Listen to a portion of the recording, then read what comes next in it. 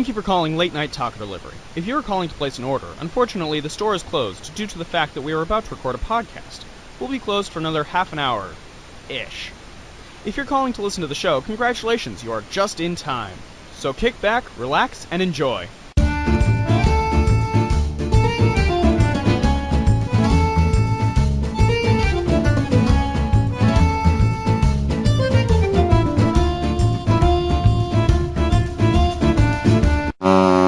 Ladies and gentlemen, children of all ages, welcome to Late Night Taco Delivery. Late Night Taco Delivery.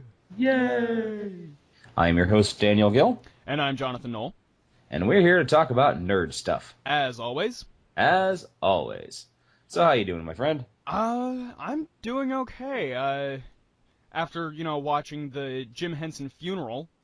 Oh, you were doing some serious research for this show, huh? Oh, yeah. No. I feel like I got shot in the chest with a harpoon. Welcome to my life. I watched it live. Yeah. We'll talk about that later on. Yeah. But no, other than that, I'm doing really well. I got a really great t-shirt in the mail. It is Daredevil, the animated series. Oh, nice. And it's styled just like the Batman logo. Cool. It is just awesome. I also got some really great movies in the mail, including The Adventures of Prince Ahmed. Oh, that classic cutout animation movie. Yes, by Lottie Reiniger. Yep, I watched that the first time on Turner Classic Movies years ago. Oh yeah, same here actually. Maybe it was the same production. We watched it at the same time. That's possible. Dun dun dun. Anyway. I also got the original unmistied version of Manos: The Hands of Fate. Manos: The Hands of Fate. Upon seeing this, though, my siblings immediately declared that my room must be quarantined. Now, is this the version the guy has been working on from the original copy? Alas, no. Okay, because he's trying to do that on Blu-ray. Yeah, you know me. I don't do much with Blu-ray at this point. Right, but I'm sure he's going to do it on DVD with a good transfer. Oh, absolutely. Well, at least I hope so. Yep. So is that what you've been geeking out about? Yeah, I think so. Okay. Well, I've been geeking out about a couple different things. Okay. And I decided to go as high and as low as humanly possible this week. For my reading, I read The Man in the High Castle by Philip K. Dick. Okay. It's a 1962 Hugo Award-winning novel. It's an alternative history where the Germans and the Japanese won World War II. I think I remember hearing something about that. Right, and it's actually very interesting. The characters are kind of start feeling they're trapped in this world, and then slowly discover that this world is not supposed to have existed. And it's a really, really good read. Unfortunately, it kind of ends on a not a downer, but just like a cliffhanger. And it's almost like with a lot of Philip K. Dick stuff, it makes you question reality. Well, there you go. It's Philip K. Dick. Yeah, I mean, the guy wrote "Do Androids Dream of Electric Sheep" and "We Can Remember It For You Wholesale" and "The Minority Report." So then I decided to watch a movie. And this movie was? Pro Wrestlers vs. Zombies. Oh! Ooh! I actually purchased this for my roommate for Christmas. Because she saw, I invited her in to see the trailer. I'm like, this movie looks like it's going to be horrible, loop around to awesome, and go right back to horrible again. And she's like, this is the greatest trailer ever. I want this for Christmas. So I ordered it, and I got it for Christmas for her. And then I finally sat down and watched it. Oh, Christ. It never even got to awesome. Ooh. It barely got to mediocre. I've seen worse movies, but not many. That is intense, my friend. It is awful. It is just bad cinematography, bad acting, bad writing, continuity errors out the wazoo. Mm-hmm. I mean, this is the kind of movie that I think even the Misty Boys would have looked at and went, we can't do anything with it. Ooh, that's terrifying. That is. Now I'm curious. I'll see if I can find it. No, you don't want to see it. I'm saving you, my friend. Sometimes I have to take a bullet for the team every once in a while. This is my bullet. Yeah, but you know me. I'm a glutton for punishment. Oh my god, it is awful. Uh, well, I guess that wraps it up for what we're geeking out about, right? Yep. So, on to the geek news. I got a good collection of geek news this week. A lot of it is, dear God, why? Or the things that should not be. But there's some good stuff hidden in here. So, I'll go off with, the first thing I'm saying is, oh my God, Hot Wheels killed Wicket. You bastards! Killed who what? Wicket. Wicket? Wicket W. Warwick. The fuck? You know. Yeah, I know. What the fuck? Apparently Hot Wheels and Star Wars have gotten together and are making Hot Wheels cars based on characters. Yeah, I've seen some of those. The Darth Vader one is pretty cool. The Darth Vader is really cool, Stormtrooper. But the Wicket one based on Wicket looks like they skinned him and covered a car. So it looks like the Shaggin' Wagon from Dumb and Dumber, then. Pretty much, yeah. And I just admitted on air that I have seen that movie. Yes, you did. Oh, fuck. I'm shunning you now. I take it with a heavy soul and, and a contrite spirit. I'll just take it as an excuse you saw it as a kid. We'll go with that. Actually, I watched it because there was nothing else in the middle of a class. Wow. Okay. Yeah, I blame my art teacher. Yep. But it's like, now if you were a stormtrooper on Endor, driving this around may be one way to intimidate the locals into ceasing their log barrages on your scout walkers, or like Achilles with the body of Hector, it could lead to your imminent vengeance-killing demise. I can deal with that. Mm-hmm. So what do you got, my friend? The first one I've got is that there is a new Guitar Hero, and it's looking like it's completely different, completely new. Ah. The guitar is much closer to an actual guitar. There aren't the same buttons. They're in a different formation to correspond with actual strings this time. Okay. Instead of automatically killing it, you will instead of automatically just destroying the song's very soul with how bad you are. Instead of getting automatically thrown out, they'll just boo you the whole time. Okay. And yeah, it's. I don't play a lot of Guitar Hero. I'd never really gotten to it, and I was never really coordinated enough for it. Mm-hmm. But yeah, it looks nice. Cool. I always actually kind of wanted to try Rocksmith myself. Oh, and the on-screen cues are black and white instead of the different fruity colors. Okay. No, Rocksmith is actually uses an actual guitar.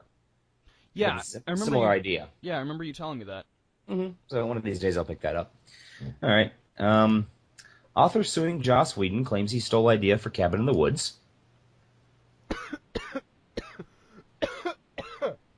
I think I heard about that. Yeah, Joss Whedon. Careful, man. Yeah, sorry. I didn't need those lungs. Yeah. Writer Peter Gallagher has come out of the woodwork to claim the movie's central idea was his, and he's suing Whedon and Lionsgate for damages. The news comes courtesy of TMZ, who note that Gallagher's book, The Little White Trip, A Night in the Pines, was released full 5 years before Cabin in the Woods, and has 25 direct similarities between the book and the movie, including strikingly similar names, and he used to promote this book in the streets of Santa Monica, California, where Whedon happens to live. Huh.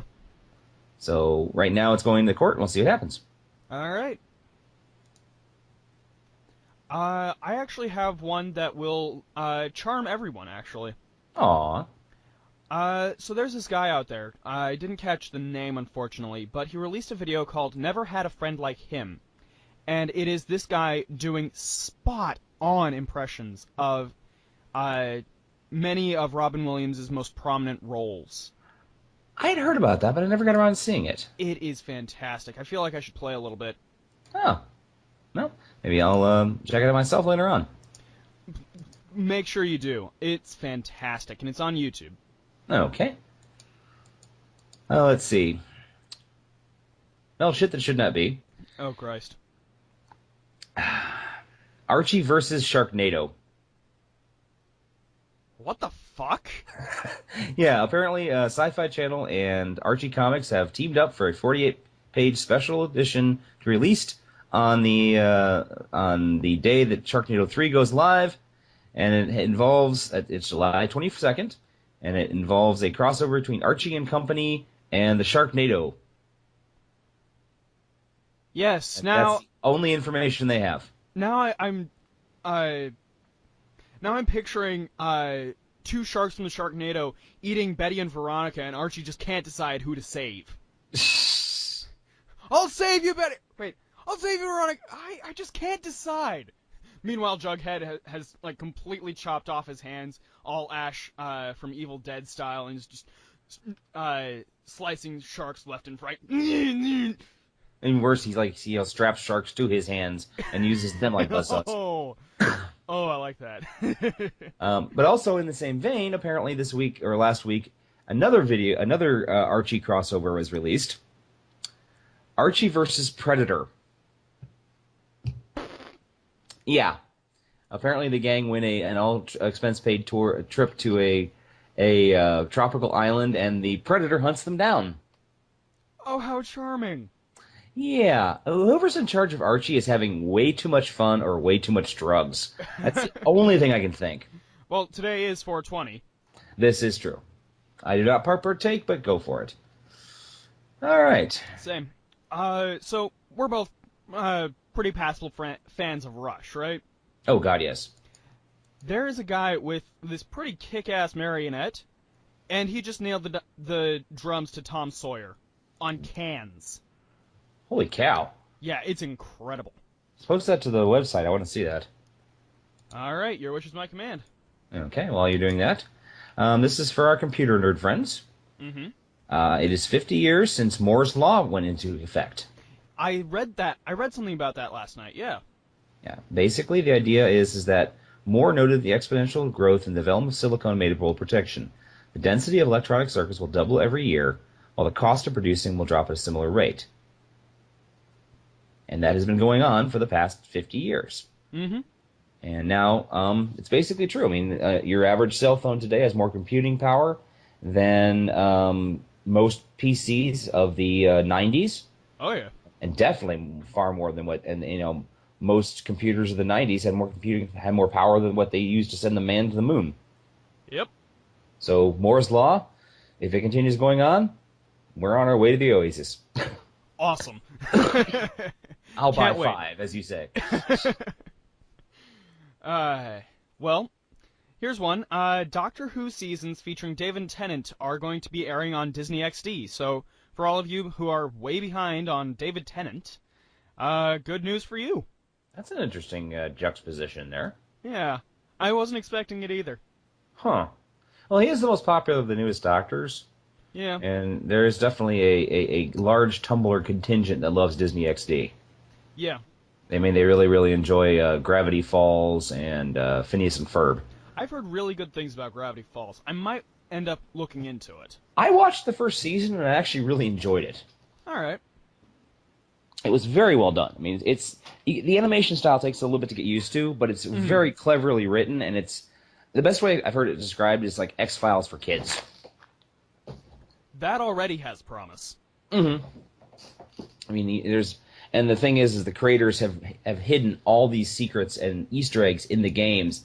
I mean, into the show that only adults would ever get. Interesting. Yeah, things like there's like secret codes written that a kid's not going to spend the time to try to decipher, but adults with no life will. All right, your turn. Here we go. No, nostalgia's gone bad again. Uh-oh. There is another remake. There's a remake in the pipeline for Gremlins. Okay. Yep. Huh. It's being written by Goosebumps scribe Carl Ellsworth. Okay. And it's right now is basically just in script form. All right. But Ellsworth's credits include Disturbia and the remakes Last House on the Left and Red Dawn. Cool.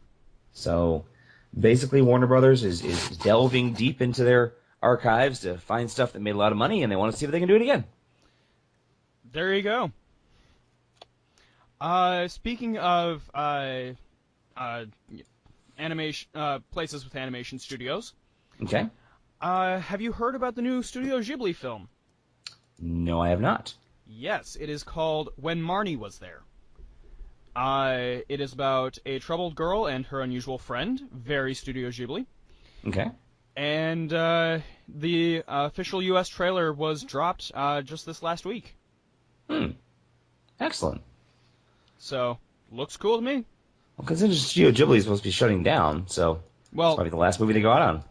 Well, Miyazaki has decided to call it quits.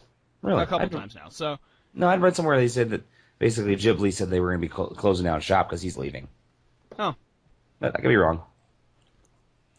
All right. This one is cool to me because I love ghost stories and I love weird tales. Okay, go for it.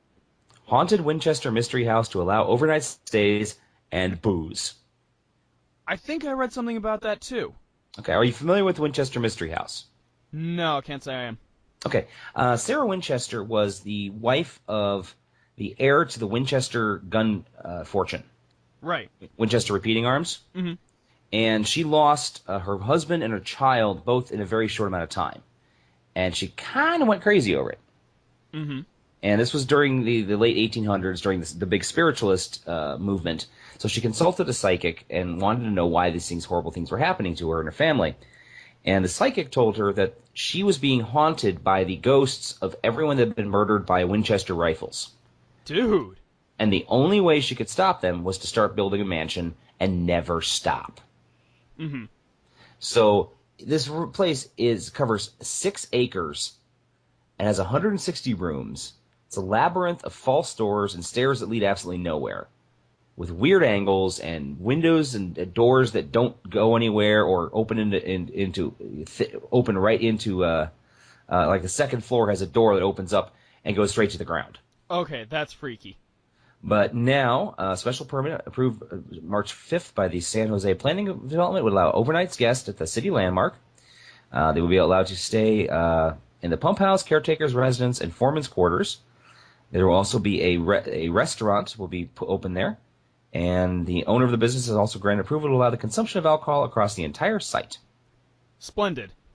Yes, so if you want to go sleep in the Winchester Mystery House, you can. Woohoo! Yes, whether it's actually haunted or not, that's completely up to whether, who believes such things or not.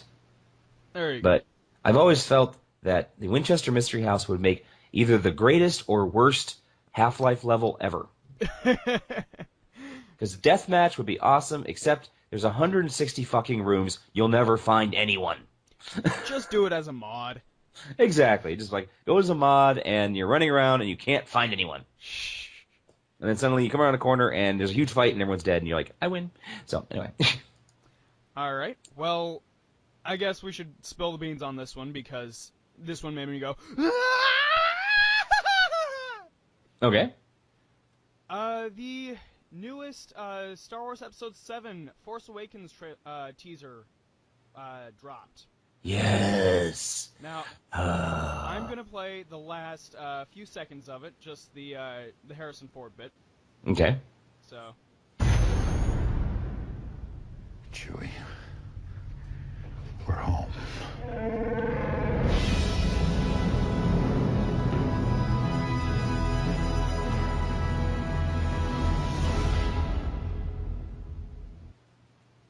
And with that single line, I think everybody's hearts just took wing. Oh my! I even saying it, even thinking about it makes me get goosebumps. Oh yeah. It's just, oh my god, it's really happening. It's really happening. Speaking of Star Wars, BB-8. Oh my god. Yes. Did you see the celebration panel? Yes, I did. How does it work? I don't know. How? But it's completely real. It rolls out, and I'm looking at it going, it's so cool. I know, right? This is like my 7-year-old self who used to have a remote control R2-D2 squeed and probably like hit puberty early because of that thing. Oh yeah, it's incredible. I actually got to see one in action just after the first teaser came out, just to prove that it's completely real. Yeah. But then having it roll out onto a stage, that's religious. And they're already talking about having ones ready.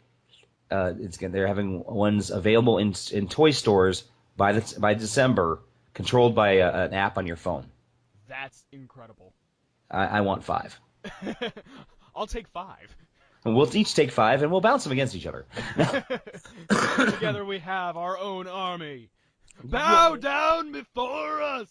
Bow down before the BBs. That just sounds weird. Yeah. Okay. All right. Well, here's another remake again. Oh, boy. You have happier reviews than I do this week, apparently. New York, NBC resurrects Emerald City. We'll see Wizard after all. Oh, you're talking The Wiz. No. No? Emerald City. Emerald City. A modern reimagining of The Wizard of Oz. Oh, my God.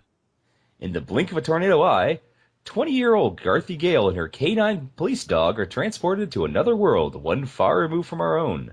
A mystical land of competing kingdoms, lethal warriors, dark magic, and a bloody battle for supremacy.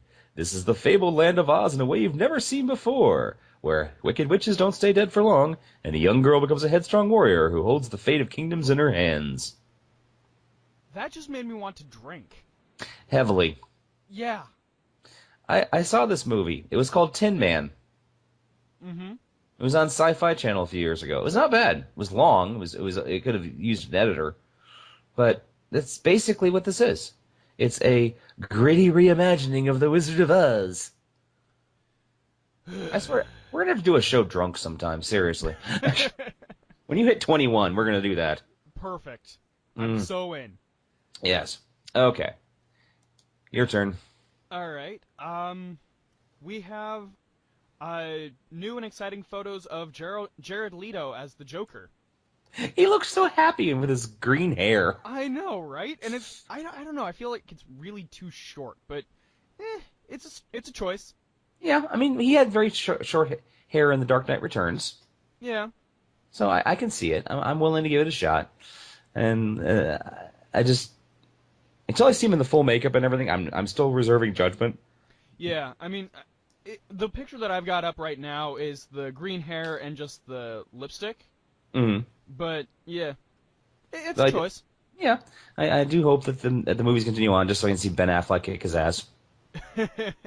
Batfleck. Batfleck. No. All right, you're up. Once bought for $20, the Gone with the Wind dress sold for $137,000 at auction. Dude.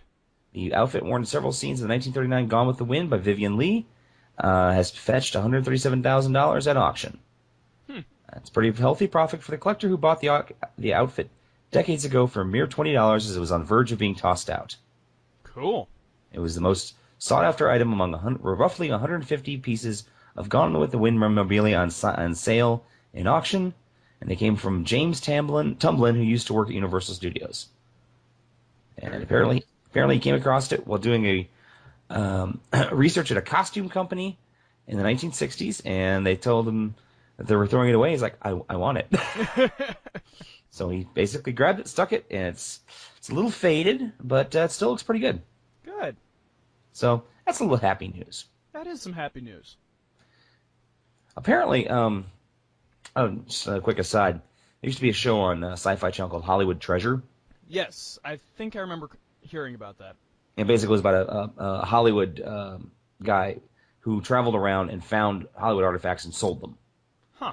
And he would go to various places. He went to the, I think his name is Garris, Mitch. I want to say Mitch Garris. He's He's a director. He's done a lot of horror movies and such. He owns the original Robbie the Robot. Dude. From Forbidden Planet. And he will not. He actually was offered $5 million for it. And he won't take it. Keep it. Yeah. But what's going around with this is apparently the witch's hat from Wizard of Oz is owned by a woman in Swanton, Ohio. Yeah, which is surprisingly close by. Yeah, very close by. I'm like, blink, blink, wait, what? Yeah. But he traveled all the way out, and then he's like showing him driving through Northwest Ohio. I'm like, I know this place. Well, it looks like for the rest of tonight, I have only one article that isn't about superhero stuff. Okay. And for my next piece of news, for my next trick, have you seen the Batman v Superman: Dawn of Justice trailer? I have. Ben Affleck looks good. Yes, he does. But Surprisingly good. I told my mom about the trailer, and I did the "Do you bleed?" line, and she said, "Yeah, once a month." Points to your mom. I know, right? Shut your ass down. I want to hear Superman say that right back. Or even better, Wonder Woman. Oh!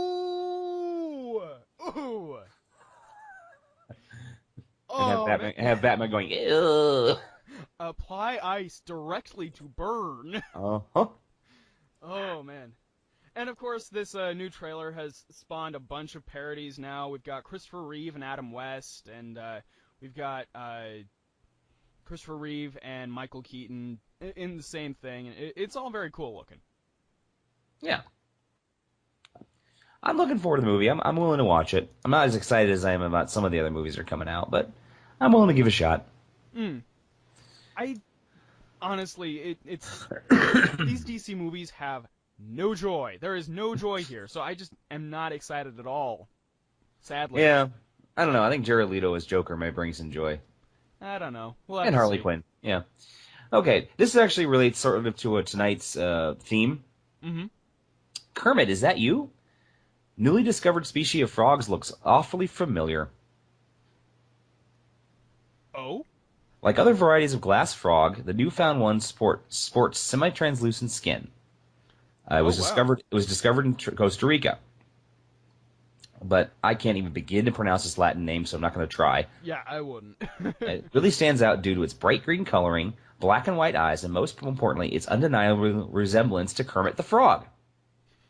And it does. It looks like Kermit the Frog. It needs a banjo. Hi ho, Kermit the Frog here. Apparently he's been vacationing in Costa Rica. There you go. So I'll post this right now in the group, and you can take a look because he definitely looks like Kermit. Actually, I have it up. Yeah, it looks a lot like Kermit. Yeah. Impressive. Mm-hmm. Another superhero thing. The Fantastic Four trailer also came out. I saw that too. That looked pretty good. I don't know. I hope this movie... Okay. This is going to take a lot of skin off a lot of people's noses.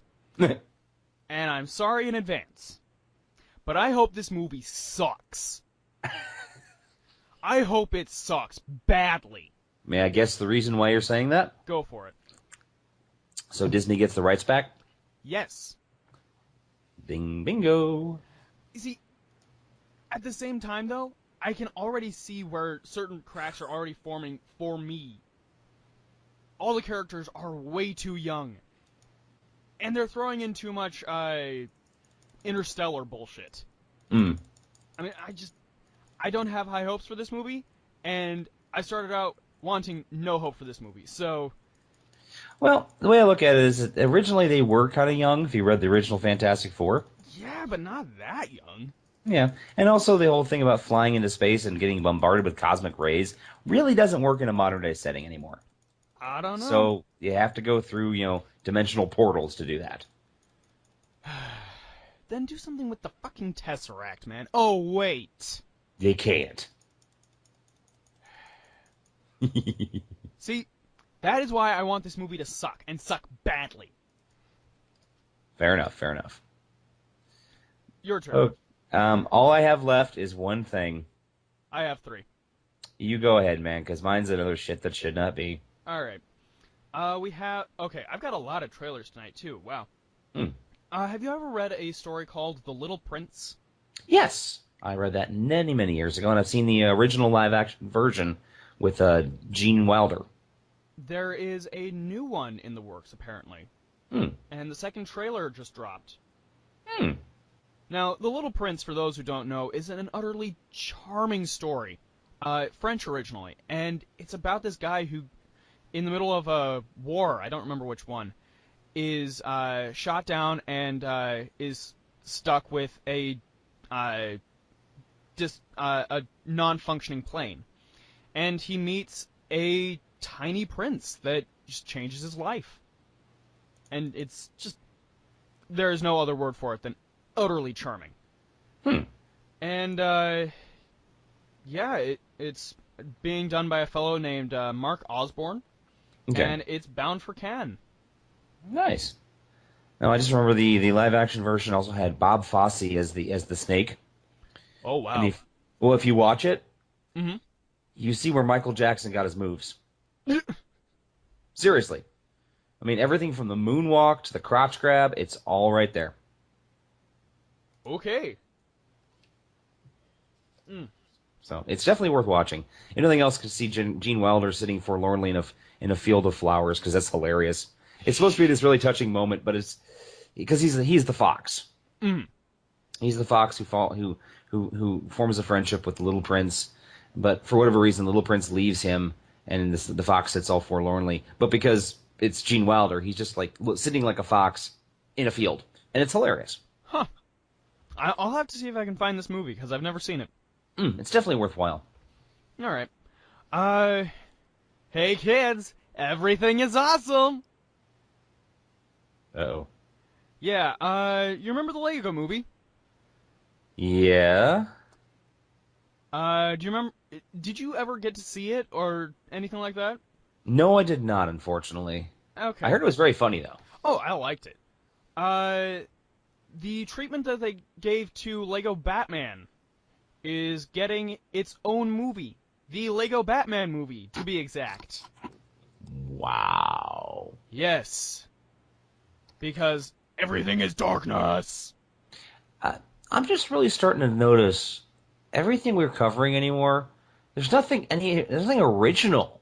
Everything is a remake or a reboot. It's just making me more and more angry. I know, right?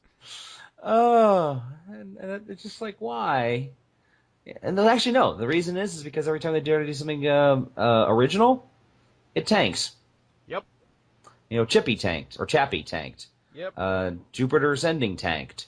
Mm-hmm. And meanwhile, Fast and the Furious 7 has already made over $1 billion fucking dollars. Jesus Christ. I thought the idea behind sequels is supposed to the first one's really big, the second one's bigger, and then the third one and after that they fade down. Not this series. It's like bulletproof. It's terrifying and really, really sad. Anyway, sorry. I'm more surprised that they've even made 7 movies. I remember when Too Fast, Too Furious, the second one came out, and I just didn't give two shits. I could not be bugged. I'm actually kind of proud I've never seen a one of the Fast and Furious movies. Me either. But I do have... All right, so did you listen to Hollywood Babylon last week? Yeah, I think so. Did you listen all the way to the Geek News on that one? Yeah. So you remember the S.H.I.E.L.D. spinoff, right? Yeah, the one star. Yeah, I saw a little bit about that, but go ahead. I don't want to steal your thunder. Right. I just got this one in just, like, now. This just in. Yeah. And it's Adrian Palacki and Nick Blood are apparently going to headline the spinoff. Yeah. And we still don't know what it's about. Well, I think Adrian Palacki plays Mockingbird. That could be awesome. That's what I'd seen. And that, if nothing else, hopefully can give Jeremy Renner a chance to actually do something besides be controlled by people. That'd be awesome. Because I like Jeremy Renner. He's a nice guy, but he's not a huge star, so doing a television show shouldn't be a big problem for him. Oh, yeah. So give Hawkeye some props finally. Oh yeah, maybe some pussy. Nah, that was tasteless. But funny. Eh. All right. And finally, shit that should not be. Yes. Well, this is the running gag. It just happens every week. The problem this one's actually filming, has a release date. Oh Christ. The Jungle Book. I give up. Oh, it gets better. The voices are Bill Murray as Baloo, Ben Kingsley as Bagheera, Idris Elba as Shere Khan, Scarlett Johansson as Kaa, and the Piece de Resistance. Oh, Jesus. This is the one that actually made me blink heavily. Oh, Christ. King Louis, as portrayed by Christopher Walken. All right, that's it. I'm done. Goodbye, everybody. How? Why? What? Who? Did you just storm off? Bad. Oh my God. I don't even know. What the fuck? What the fuck? Don't know. I don't know. It's being directed by Jon Favreau. Good for him. At least he's getting work. Yeah. It's going to have Bare Necessities, sung by Bill Murray.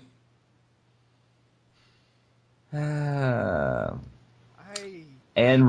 Richard Sherman, who, alongside his late brother Robert Sherman, wrote songs for the Disney's original Jungle Book, will write new songs for the film.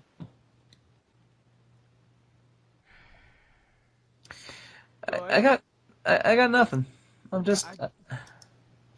I've made the joke about The Great Mouse Detective. Yeah. It's not going to be a joke much longer. I know.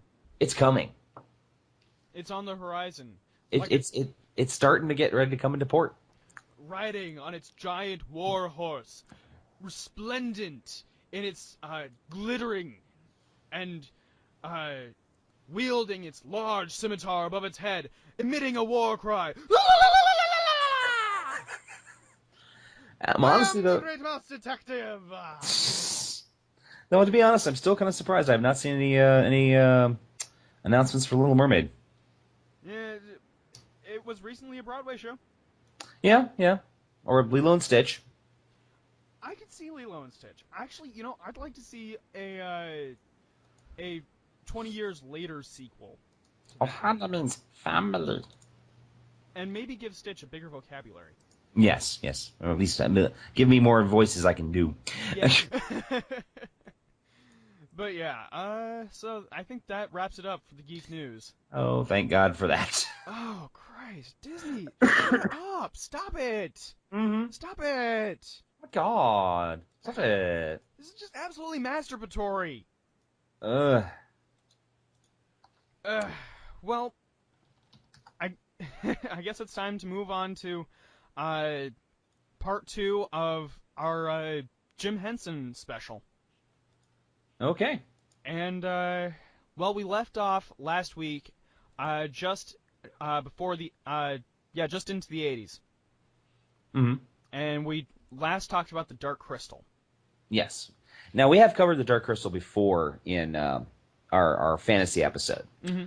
But we'll discuss a little more about it. It was one of the first movies using nothing but puppets. Yep. And according to the biography I was reading of Jim Henson, he had the idea for the world before he actually had the idea for the story. So that makes sense. He got the idea originally from a storybook of Alice in Wonderland with illustrations, and one of them was a crocodile wearing a Victorian suit. Huh. And he loved the idea of something so primal and bestial mixed with something so clean and elegant. And that led him to the idea of the Skeksis. And of course, there's always the the much fabled meeting of Jim Henson and Brian Froud, Mm-hmm. which gave the movie its entire look. Yeah. And it was not an easy movie for Jim to pitch, unfortunately. Yeah, there are a lot of just abandoned ideas from the movie itself, which sadly would have made it a much different movie. Mm-hmm. But he talked to a lot of people, and even talked to the guy who's producing Lou Gray, the producer of the Muppet Show, Mm-hmm. thinking that Lou would put the money up. And Lou's like, hey, this does not look a good idea. Yeah. I love you, Jim, but this does not look economically feasible. But Jim kept pressing forward, and he did the Muppet movie, then he did the Great Muppet Caper, and then he basically shut down the Muppet Show. Yeah. To devote himself to doing the Dark Crystal. They invented a whole bunch of new puppeteering techniques. Oh, yeah. One thing about Jim Henson, and especially it's covered in the biography, he never liked to sit still. He never liked to rest on his laurels. Oh, yeah. He was always busy. Always. I mean, that was part of Frank Oz's eulogy. Mm-hmm. Was always busy. Yeah. And he loved his Muppets, but he wanted to push the art form as far as it possibly could go. Mm-hmm. And with the Dark Crystal, he really started pushing it. They had to invent new ways of like the Striders and the Gartham and the Skeksis. Yeah, in fact, speaking of the Land Striders, the original idea for that was they were bringing in sideshow performers and all sorts of people who could do unusual things that would work perfectly for the world, and there was just this guy on all fours on stilts, and I don't remember if it was Frank Oz or Jim who just said, "Hey, that looks like a pretty cool idea," and it was. Yeah. So basically, the movie came out in 1982. Mm-hmm. And unfortunately, it tanked. Yeah. It made its movie. I think it made its money back. Yeah. But barely. And of course, over the course of these many years, of course, it's made back its money. Yeah. Okay. Yeah, it was a budget of $15 million, and it made $40 million, which is not a bad investment. Oh yeah, that's a pretty tidy sum.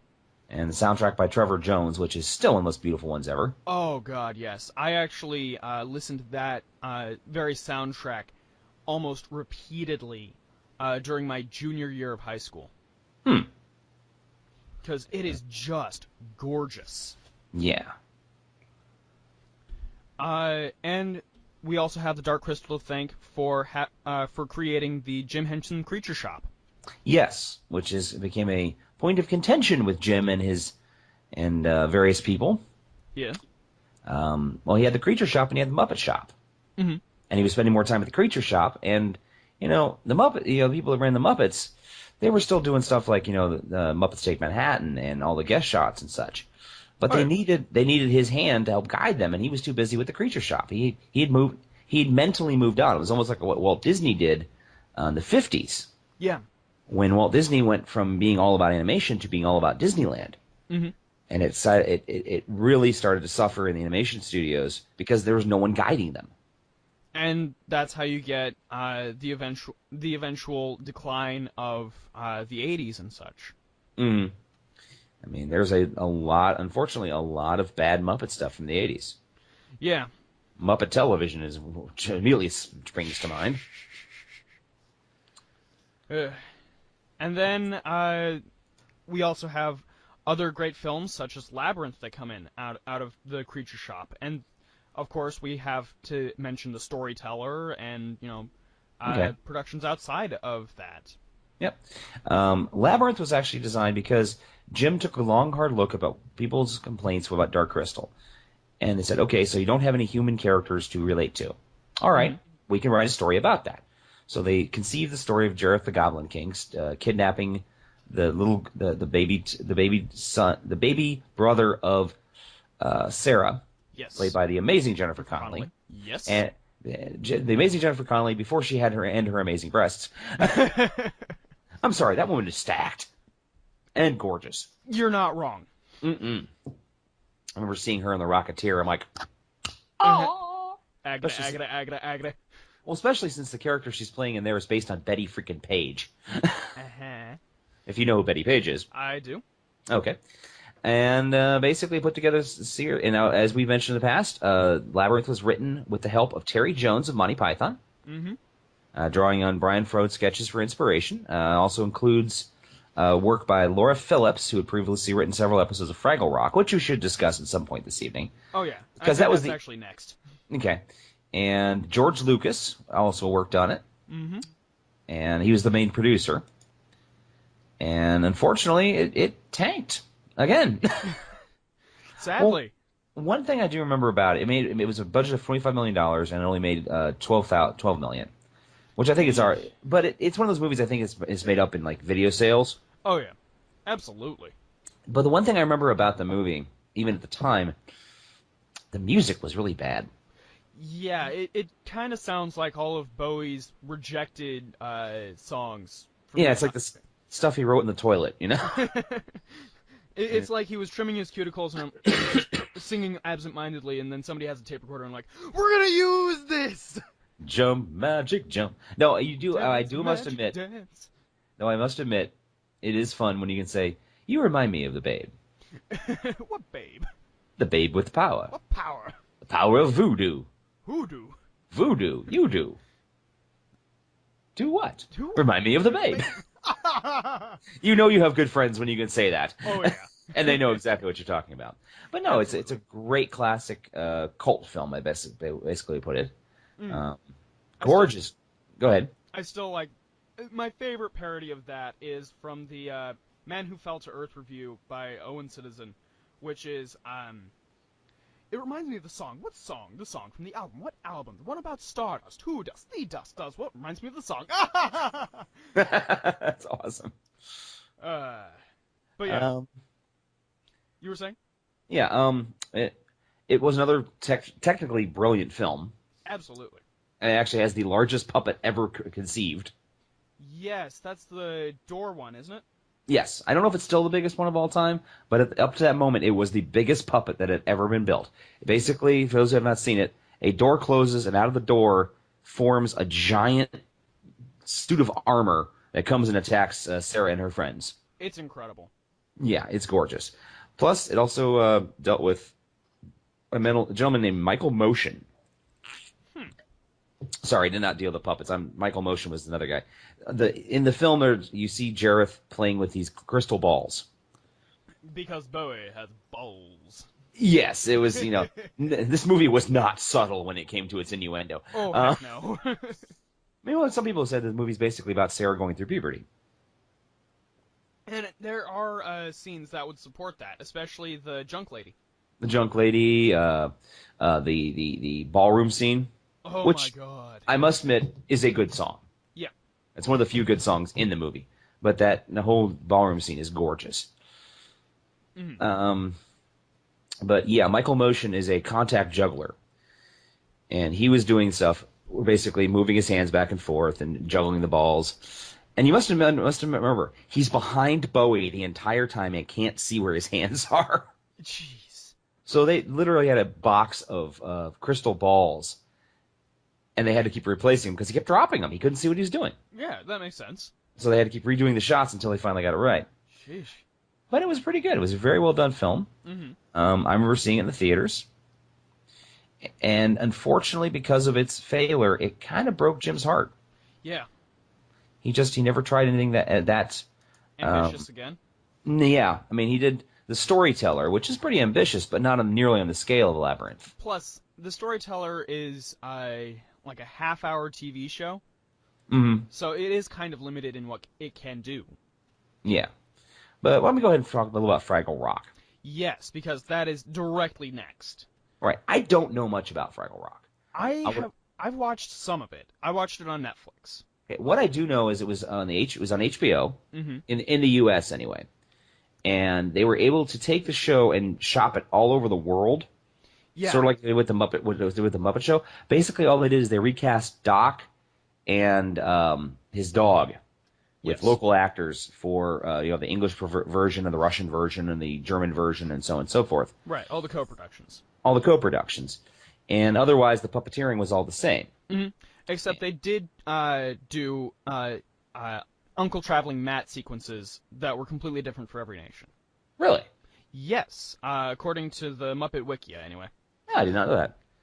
Now, I never really saw the show that much. I lucked out when I could because it was actually showing on the CBC, the Canadian Broadcasting Network. Oh, yeah. Love that. Which we used to get on cable. I don't know if it's still on cable in this area. I don't think it is anymore. Back in the 80s, I used to watch... it was on like 9 or 10 in the morning, so I never really got a chance to see it unless I was sick. Right. But what I saw, I really liked. I thought it was a well-done show, very, very colorful, and it, kept the coffers full for the Muppets. Oh yeah, and the idea of the show was I want to make this is Jim Henson's quote. I want to make a show that will bring about world peace. Yeah, That was the idea of Fraggle Rock. And for those who don't know who Fraggle Rock is, basically the idea is under Earth is a whole civilization of what are called Fraggles. They're little bouncy weird characters who live in harmony with something called the Doozers. The Doozers, yes. The Doozers, who are little green dudes who do nothing but build stuff out of crystal made from radishes. Yes. And Fraggles love radishes, so they eat they eat the constructs the Doozers make. Mm-hmm. And the Doozers hold them no ill will either. No, actually, there was an episode where they try to convince the Fraggles to stop eating the Doozers' constructions. Yes. And the Doozers finished all the constructions, and they're like, they just have no more room, so they moved on. Mm-hmm. And the Fraggles, when they eat the constructs, they had nothing else to eat. So the Fraggles were going to move on, and they've convinced the Doozers to come back and everything. But they also had a group, the Fraggles also had a group of enemies who were giants whose name's escaping me. They were the Gorgs. The Gorgs, thank you. There were three of them. There was Papa Gorg, Mama Gorg, and Junior Gorg.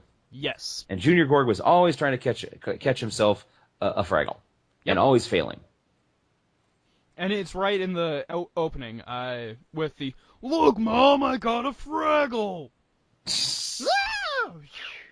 He takes off. Yep.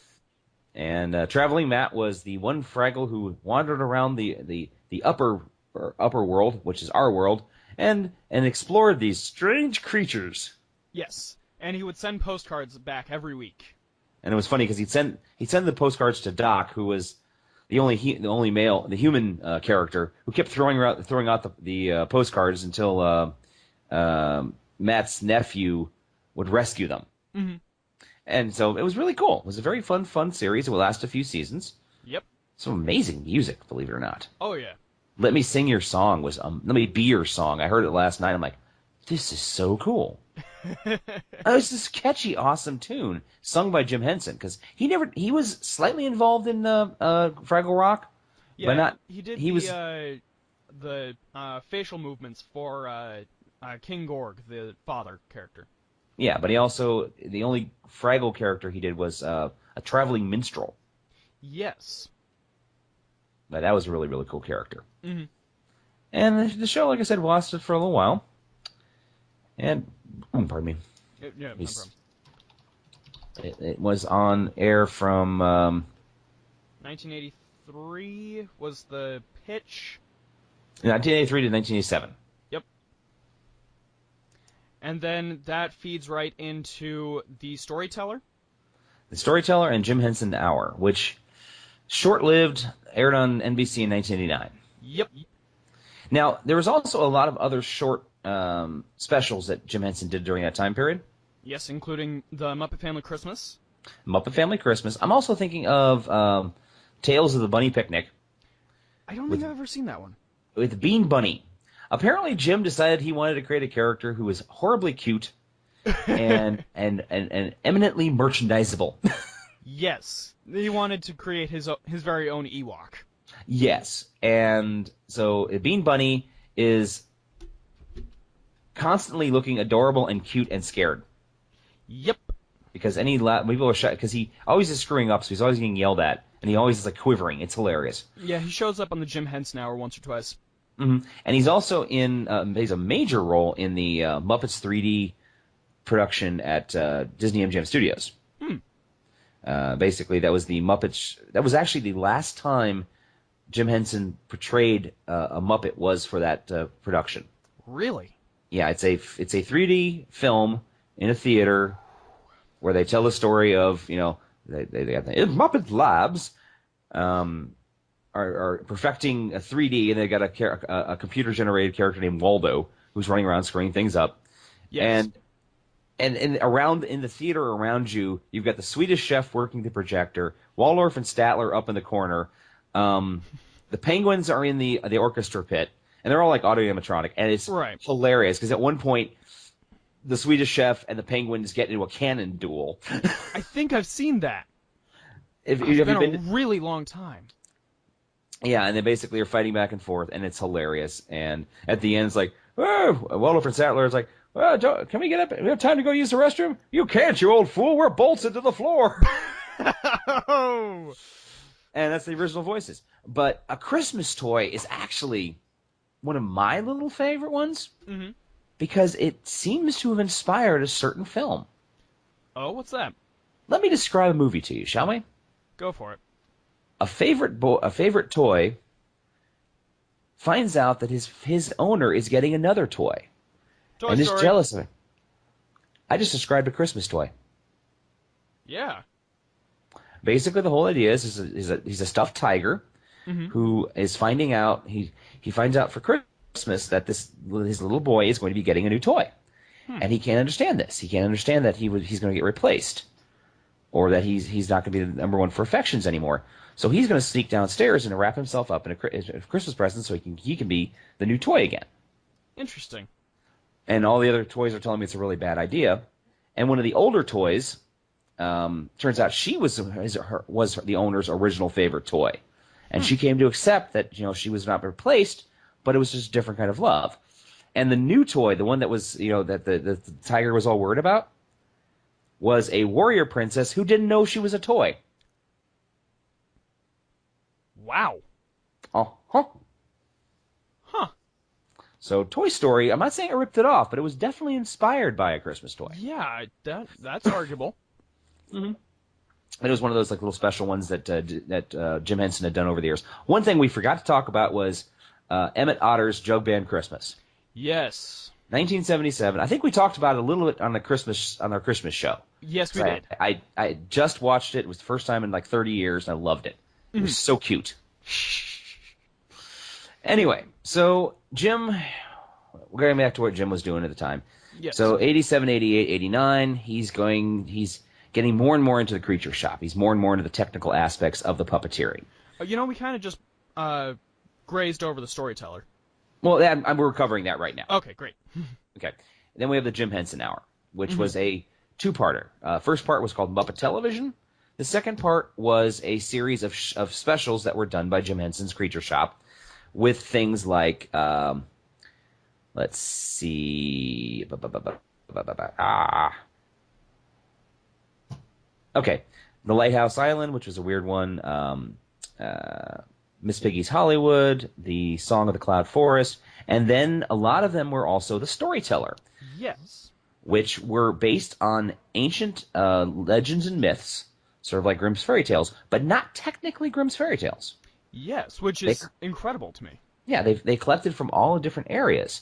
They had stories like Sap's Sorrow, which was actually collected by the Brothers Grimm. The True Bride, based on the early German folktale. Yes. Which involves a troll has a daughter, but she left her straight off, so the troll took another girl to replace her to wait on him hand and foot, and ended up basically involving finding her true love in the form of a prince, played by Sean Bean. Whoa. Did he die? No, actually, for once. Oh, wow. Yeah. Soldier versus Death, or Soldier and Death, which is based on a early Russian folktale, which is about a soldier who ends up in a game of matching a game of wits with a group of beggars. Well, actually, no, he didn't match about it. He meets three beggars when they give him presents because he gives them food. Right. They give him a whistle, a sack which no one can escape from, and a pack of playing cards so he can never lose. And he ends up playing a game against demons. Yes, I've seen this as a clip many, many times too. Yeah, and he beats them in the card game, and they attack him, but he tells them to get in the sack, and they do, and he won't let them out until they do his bidding. Huh. And the whole story ends up that he ends up trapping Death in the sack at the end. And when and Death is stuck, and no one can die. So finally, when he lets Death out, he asks Death to take him, but Death is too frightened of the guy now, and he takes off. So the guy is doomed to wander the earth. Dude. It's a classic story. I mean, the story of the Jack-o'-lantern is involved in that. The Heartless Giant. What was the one that I always reminded me? It was the Hedgehog Prince, I think was what it's called. Hans My Hedgehog? Hans My Hedgehog, yes. Yeah, that's the first episode. And it was really fat. It was really, really sweet and cute. And the thing is that Henson and his crew were using a lot of video compositing to keep the budget down. Right.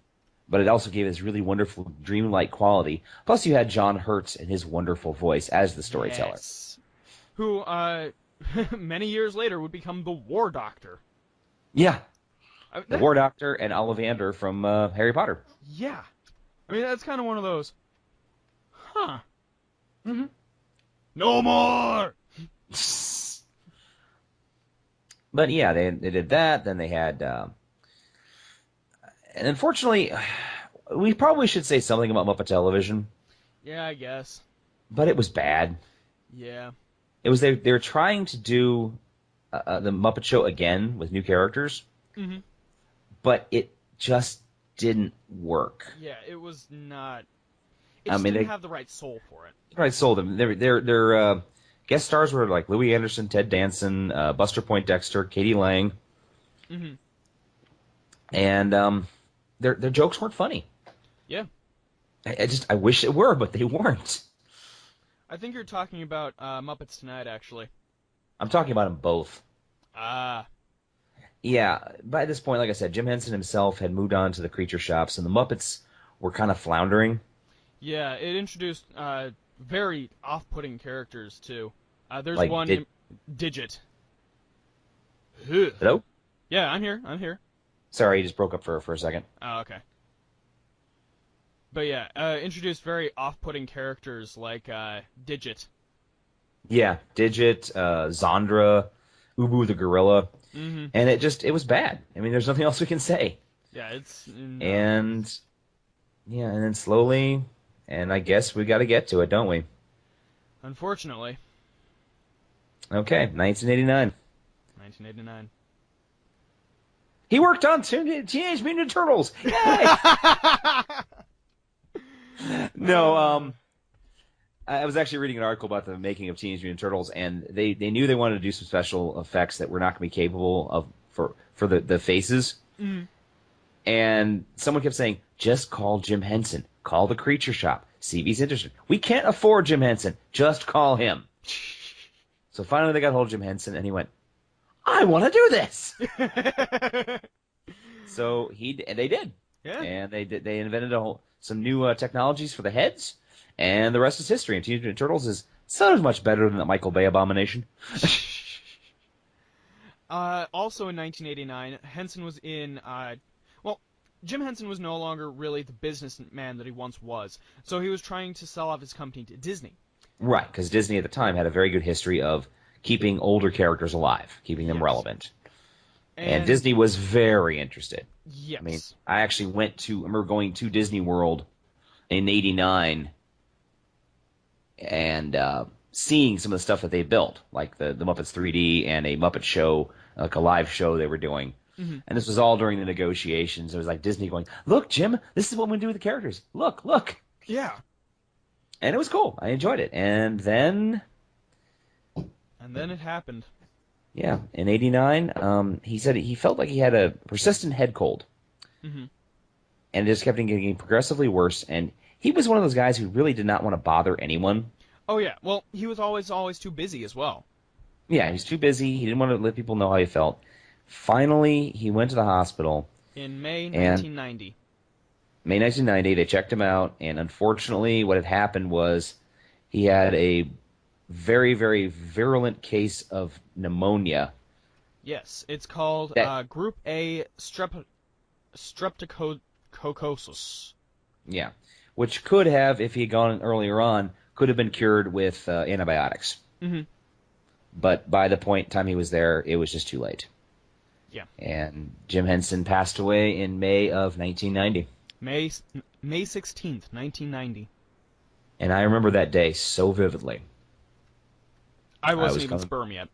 No, you weren't even a twinkle in your daddy's eye.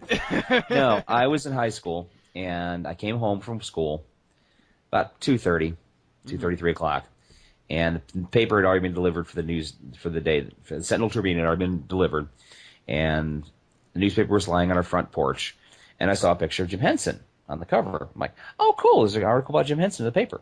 And I picked up I picked up the paper, I flipped it over, it says Jim Henson dead at 53. I felt like someone had gut punched me. I'm not even joking. I fell to my knees on the porch. I couldn't breathe. This man had been such a huge part of my life for so long. I mean, I was still to that point, still dreaming I could go work with him at some point. Yeah. And all that night, family members were calling our house and asking if I was okay. I mean, my aunt called, my sister called, my uncle called, cousins called, because they all knew how much he meant to me. and there's nothing really you can say. I mean, the man was just amazing. Yeah. And I watched his funeral. And it was broadcast live, and I cried a lot, especially when they had Harry Belafonte doing "Turn the World Around." The one that got me was when Big Bird sang "It's Not That Easy Being Green," and oh god, I'm gonna cry again. Shit. And he just turns to the sky and says, "Thank you, Kermit." Yes. And a friend of mine named Tom Smith, he's a well-known folk artist. Folk is like folk music, but more science fiction fantasy. Right. He was at MarCon, which is a sci-fi convention in Columbus, and he found out about Jim Henson's death that weekend, and everyone was just shocked. Yeah. They were shocked, and he had a show that night, and he sat down. And he wrote a song called "A Boy and His Frog." I'm not going to send it to you until after the show. I appreciate it. Because I've only heard it twice, and I can't hear it more than that. It is so touching, and it's sung from the point of view of Kermit talking about his dad and how much he misses him. And everything that, Jim Henson had done and helped create the Muppets and the joy he brought. And it ends with, "I'll miss you, Dad." And I'm just... I'm losing it too. God damn it! Why do we have to do this show? Anyway, so 1990s rolls around. Jim Henson has passed away, and his company is floundering. Disney drops the offer for the Henson Company because Jim's no longer part of the deal. Right. They basically said, "Oh, we'll make the offer, but it's like a quarter of what we were going to say because Jim's no longer part of it." And the Henson family went, "Fuck you!" Yeah. And they staggered around for a few years, and they've been staggering for quite a while. And they did Muppet Christmas Carol, which I really like. It's Michael Caine. Yeah, it's not bad. See, the thing about the movies of the '90s that I realized over the course of this week was the characters that any actor would really want to play are not done by the Muppets. I mean, not even Kermit does those roles. In A Muppet Christmas Carol, he's Bob Cratchit. In Muppet Treasure Island, he's Captain Smollett. Captain Smollett. Thank you, Jesus. Yeah. I actually played him in a production in school. Cool. But yeah, it's not as Muppet centric. It's we are actors ourselves, which I find interesting. Because while you get that sense in the Muppet Show, it's not the same as we are still ourselves, but we're bringing ourselves to the roles. Yeah. One thing I've noticed, now this is just me, my own opinion, with Walt Disney and with Jim Henson, both genius guys. Yes. When they passed away, they had a crew of people that knew them and loved them and had worked with them. And those people kept trying to make stuff like Jim Henson and Walt Disney had done. Right. And there's like, oh, this, Walt would have loved this, or Jim would have done it this way. And the quality suffered a lot because they were constantly second guessing themselves. I think that's why Muppets Tonight failed so hard. It wasn't funny. It didn't have the joyous spirit and the joyous anarchic spirit of the original Muppet Show. Right. But what has happened is as those people are retiring and a new generation is coming up that were raised on the original stories, or with Disney, the Disney Renaissance that started with The Little Mermaid, a new generation was coming up after the grand nine old men, the guys who dominated Disney animation for so many years. They were retiring, and a whole new group of people that had grown up on Snow White and Fantasia and Bambi and such. Right. They had a fresh palette. Mm-hmm. And they were able to do things that were entertaining again and were funny again. That's why I think the movie The Muppets, the one that came out in 2011, worked so well. Oh, yeah. It's because it was done by people who weren't saying, oh, that Jim would have done it this way, Jim would have done it that way. No, this is how I'm going to reinterpret it. This is how I'm going to do it. Yeah, apparently there's a quote right at the beginning that is, let's see. Oh, the Muppet Studio, which is the subsidiary of Disney that is the Muppets Company. Yeah. Is their first thing was a ViewMaster interactive vision game called The Muppet Studios Presents You're the Director. So I feel like that with the You're the Director mentality is where that all came in. Okay. And also, there was a couple missteps for a while. Like there was the It's a Wonderful Life Muppets. Or Muppets Wizard of Oz. Yeah, that was pretty bad. I remember seeing that on television when it aired. Yeah, I watched it. I'm like, oh, this is bad. And that was the first thing Disney had done with the Muppets. Mm-hmm. And they after that, they sort of let them lay fallow because no one could figure out how to save them. And it was up to Peter Siegel did it. Yeah. Or was it Peter? Is that guy the guy from How I Met Your Mother? I couldn't say. Yeah. Anyway, he came in, wrote the script, invented Walter, and said, "We're doing a Muppet movie, damn it!" And they did. Yep. They certainly did. Now, one of the things I thought was kind of interesting is Disney owns the rights to the Muppets. Mm-hmm. They bought them back in 2004 for what Michael Eisner said was a bargain rate, because Michael Eisner's an asshole. Right. But they don't actually own the Jim Henson Creature Shop. I didn't know that. No, they do not. Jim Henson Company is not actually owned by Disney. They are a separate entity, and because of this, Jim Henson Company can no longer call what they do call them Muppets. Huh. They're puppeteering. That's all they do. That's what they do is they're puppets. Interesting. Now, they still look like Muppets. Oh, yeah. They still do incredible work. They do incredible work. Actually, one of the things I found in my research for this week was a guy named A.V. Tokes Slasher Flicks. Huh. It's an alternative band, and they somehow managed to get a puppet. They had a puppet designed by the Jim Henson Creature Shop called Little Fang. And it's this adorable little video about a cat who doesn't seem to feel like she fits in anywhere, and then she discovers a circus and discovers she's perfectly happy there. Interesting. And it's just real cute. I'll post the video on Radioactive Walrus later on. Please do. Yeah. But it's not like Disney. It's not like Henson was like totally floundering during the 90s and 2000s. No, certainly. I mean, not. they had the Bear in a Big Blue House, which was a big success for Disney. Disney and Jim Henson kept working back and forth together. Mm-hmm. The Henson Company and Disney were cross-pollinating all the time. Yeah, they did a lot of distribution, but they didn't own them at that point. Right.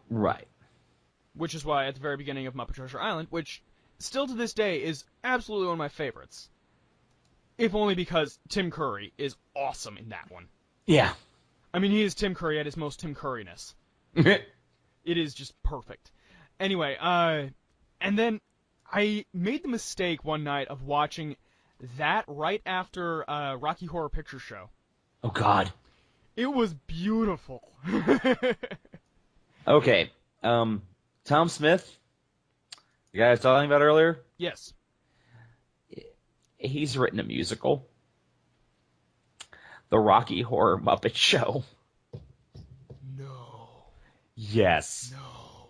It's hilarious. Oh my god. I am both intrigued and horrified at the same time. As well you should be. Oh, wow. Okay. I think I just figured out our Thou Shalt Not for this week then. Okay. Because I didn't go in thinking of one, actually. I thought we were just going to do one just as a rest in peace Jim Henson, but oh, the possibilities. The possibilities are endless. But anyway, here's Right. another one I thought was actually interesting. We didn't talk about it Mm-hmm. last week. It was from the 80s. Yes. It was a series called Jim Henson's Little Muppet Monsters. I vaguely remember hearing something about this somewhere along the lines. Somewhere along the lines, it was never aired. Huh. It was actually in the can. There was 65 episodes. But And Jim they Henson did all 65. Yeah, and Jim Henson finally said it's just not working. It's not a good show. Wow. And the thing is, it was part puppetry, part cartoons, Mm-hmm. and it was going to have pigs in space, Kermit and Fozzie as investigative reporters, That and a sounds couple, interesting. yeah, and a few other things. There's actually a small clip of it in the Muppets 30th year anniversary special. Mm. And it looked interesting, and I remember seeing it at the time, like, what is this? When's this coming out? And it never did. And to Jim's credit and the strength of his relationship with the network that was involved, Mm-hmm. it actually only aired 3 episodes on CBS in 1985. And Jim just said it just didn't work. There you I'm go. sorry. Okay, there were 15 episodes that were done. I Oh, okay. apologize. There were 15 episodes that were done, but Jim just decided it was not working, and he pulled it. And CBS said, "You know what? We already have Muppet Babies. Let's run with it." Oh, Muppet Babies. They were already making more than enough money for that. Yep. So yeah, that was it. They had some false starts. They had Aliens in the Family, which lasted like two episodes. And they did that weird dinosaur series, and Oh, that was so weird. yes. It was technically interesting, but it was a very strange show. Mm. But then they had a show called Brats of the Lost Nebula, which apparently was Disney it was puppets and computer animated for Kids WB from 1998. Mm-hmm. And then there's always Farscape. Yes, I was just about to go. And then there's Farscape. Yeah, I mean, if nothing else, when Jim Henson passed away, he left the mechanics in place for the Creature Shop to continue to innovate and create brand new technologies. Yes. To this day, are still amazing. I really like the. Okay, actually, there's a Jim Henson podcast out there, or at least there was at one point, and there was a thing where it was how do they do CGI Muppets? Yeah. And it looks just like the old setup with the radio controlled head movements. Mm-hmm. And it was brilliant, and they used it on a Farscape character. It was really cool. Yeah. And then there was the Jim Henson's Creature Shop Challenge on Sci-Fi, Yes. which I saw a couple episodes of, and I actually quite enjoyed it. I vaguely recall seeing something about that. That was actually when I was doing the Muppet of the Day Facebook group, which sadly died many years ago. Mm-hmm. But, yeah. What I thought was really cool is they actually had an episode where they had to create their own Skeksis. Yes, I remember hearing something about that. Mm-hmm. They had to do a fantasy creature, Mm-hmm. a large, believable creature. So they created Tiny the Dinosaur, Long-legged Loon, and Lady Caw-Caw. Huh. They'd seen a large-scale unicorn puppet that was used in one of Lady Gaga's tours. Cool. So they had to create something that came to life the same way. And they basically just had to create all these different wacky creatures, and whoever won, won. There you go. And apparently they got get to go work for them. Awesome. So, yay! The radio audience can't see it, but I just did jazz hands. Jazz hands. Jazz hands. Yeah. So, sort of like we're muddling around, the Henson Company muddled around, they've got some weird stuff they've done. They did a very short-lived game show called Late Night Liars, which I used to watch on it was on the Game Show Network of all things. I think it lasted a grand total of 6 episodes. Huh. Never heard of or seen of it. Yeah, I had he had 3 or 4 puppets that each was you had to tell the contestants had to see if they were lying or not. Interesting. And one of them was a poodle named Ramada. She was obviously a parody of Paris Hilton. And she was a pink poodle who had some unfortunate tapes wandering around. Oh, Christ. And was a complete Dad, ditz. are you proud of me? Yeah, exactly. That's how she sounded like. Exactly how she sounded. Oh, shit. Yeah. Oh, my God. Oh, God. It had William H. Mummy, who was an actual mummy. There you go. And they had a Joan Rivers style character. It was like if Joan Rivers and Mae West had an obscene love child. It was and turned it into a Muppet. It was weird. Yeah, nobody can see my face, and I just... Yep. So basically, that's what all's happening. Yeah, I think we've covered everything Jim's done. Yep.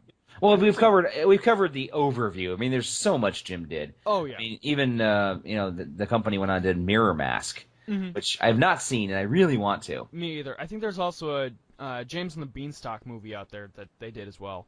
Really? Something like that. I vaguely recall seeing something when I was a very little kid. Because I remember James and the Beanstalk was done stop motion animation. That might be it. Yeah, that was done by Harry Selick, I think is his name. The guy who did Night Before Christmas. Yeah. That was his second movie he did. Oh, wait. I think I found it. Oh? Oh, no, never mind. Yeah, but Mirror Mask was done for $4 million and only got $867,000 back in its filming. So, but it got extremely positive. It's one of those movies that was exceedingly positive reviews, but apparently whoever's involved... No, I did find it. Okay. It's a miniseries. A two-part TV movie. Really? Yeah, it's called Jack and the Beanstalk, The Real Story.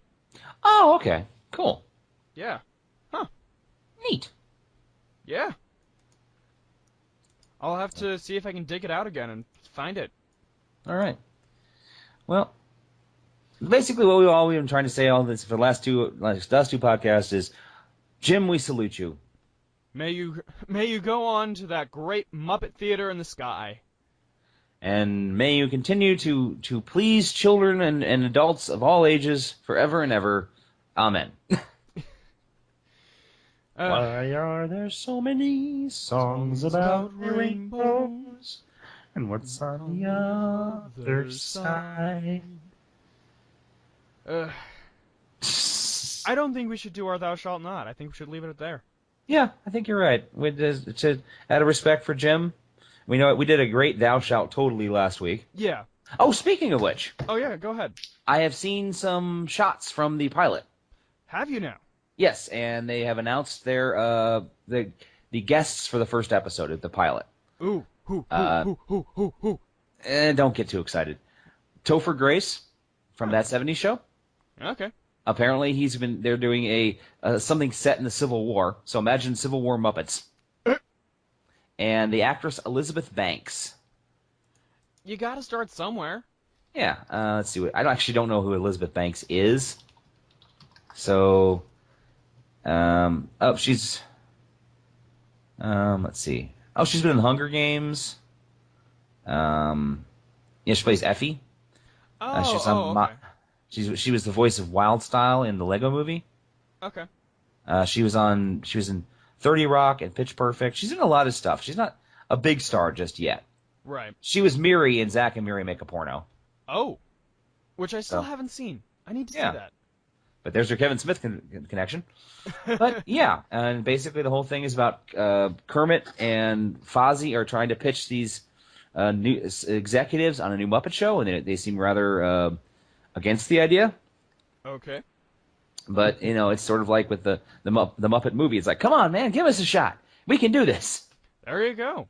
So we'll see what happens. Hopefully by next fall, it'll be on the slot. It'll be on the docket. Great. Can't wait. Yep. All right. I guess that's it then, guys. Yeah. Thank you for calling Late Night Taco Delivery. And from all of us here at Radioactive Walrus Entertainment, the recording closet in Dan's house. Hello.